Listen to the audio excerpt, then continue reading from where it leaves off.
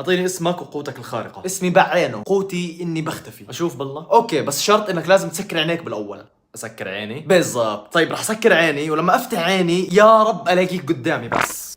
اسمك وقوتك الخارقة؟ اسمي بس مياو، قوتي اني بقرا الافكار. تقرا افكار؟ حلو. طب انا بايش قاعد بفكر؟ لا مش هيك، لازم ورقة وقلم وتكتب على ورقة. لا بدون ما اكتب، عم بفكر انك تنقلع هسه لو سمحت.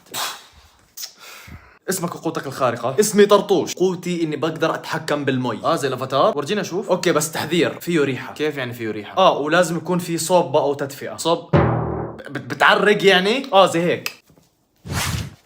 ها؟ طب اسمع، انا بتحكم بالكتب.